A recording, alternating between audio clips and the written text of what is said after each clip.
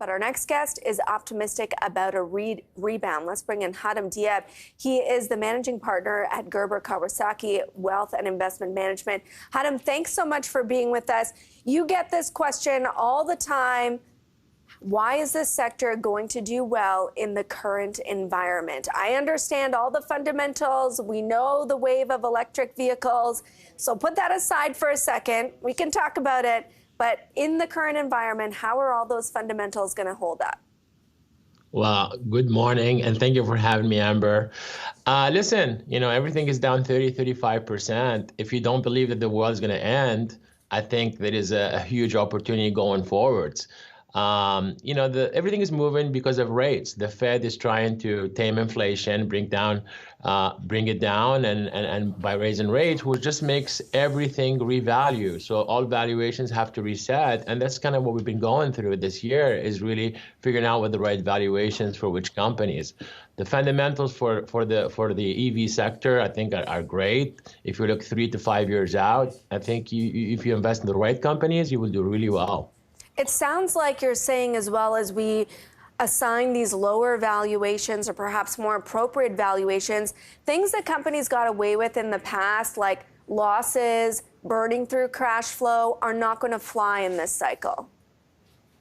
Absolutely right. It's no longer growth at any price, right? It's about companies that really can maintain their margins, can actually make money, but basically owning good businesses that are actually able to navigate whatever treacherous times are ahead, from an inflationary standpoint, from a supply chain issues, from anything really that kind of gets in the way. But, a lot of companies will do well in this environment, will be able to manage through it. And especially when there is such a huge demand for this sector and consumers really want to own more EVs and really want to kind of own the whole sector in general. All right, let's talk about one of those names. For a long time, there was no PE when it came to Tesla.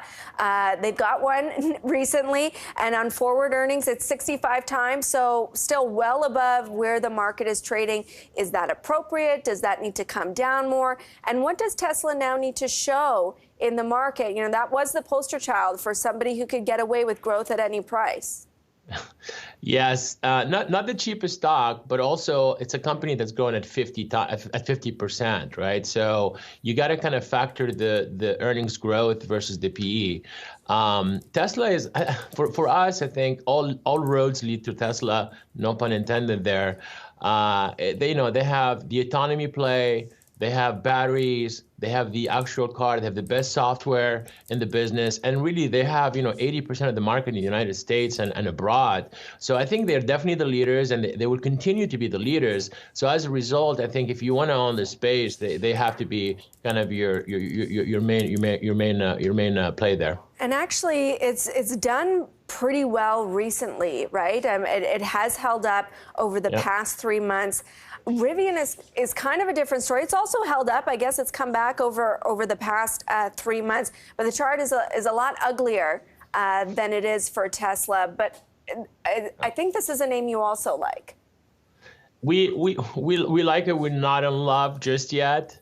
The problem with Rivian is they haven't really been able to execute. They haven't really been able to make cars at scale like Tesla has. And I think eventually they will, because they have Amazon as one of their main backers. There was a bill that was signed recently in the United States, the Inflation Reduction Act, which is really gave a lot of incentives toward batteries and electric cars and so forth. So I think the mathematics around manufacturing batteries and EVs have changed. And Rivian, being not only an EV maker, but also commercial EV maker with 100,000 cars ordered from Amazon, will benefit from that. So it's just really a matter of seeing them execute. And as I said, we want to own growth that has some good numbers behind it. Rivian is not there yet, but hopefully eventually will be there. It's a tough sector because you can either invest in kind of these these disruptors that trade at very high multiples and are volatile, but you also have the established players like a General Motors that is going deep into the space, but it's not reflected in the stock. That one's only trading at 5 times earnings. Is there such a thing as a blue chip disruptor in this space to invest in, where you get the steadiness the steady hand of a blue chip company, but they're still in kind of this new, exciting, I mean, it's not that new anymore, area. Is there such a company that exists? Such a good question. I think the old OEMs are really struggling to be very competitive in this space. Maybe Volkswagen is probably the one that is most serious about it, with a $50 billion investment both in batteries and EVs, and they have a lot of brands out there that actually have some very compelling product out there in cars. GM is definitely the last in the pack for me. Ford is also getting very serious, but there is some infrastructural issues like the dealerships and the way the cars are distributed, and the kind of the old relationships with the manufacturers or suppliers to them, that they have to be disrupted in order for them to be very competitive. In EVs, you have to be vertically integrated to be very successful, just like Tesla has been, and they are not yet. So I think that's really one of the main challenges for them. What is your take on what's happening to ESG dollars, environmental sustainable dollars that, we're flooding into this space post 2020? If it was a bubble, the bubble certainly has burst, but is there still a strong appetite out there? Are these names that you think that can still benefit from those kind of flows? It's definitely a dirty word, ESG, right now.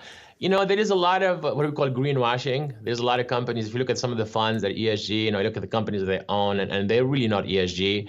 We, at Gerber Kawasaki, we like to think of impact investing in things that really have an impact on either the E, the S, or the G, so whatever that makes sense for you, or all of them. I think the reality is we're facing one of the biggest hurricanes down in Florida today. Global warming is a big thing. And we need to invest in these green technologies or these sustainable energy technologies to be able to really kind of move away from fossil fuels. And I'm not saying that's going to happen tomorrow. Like, we need natural gas and we need fossil fuels for the next 15, 20 years. But eventually we need to move away from them. And finding the companies that are going to own that space, like Tesla, will be really key. Hatem Dhiab, thank you.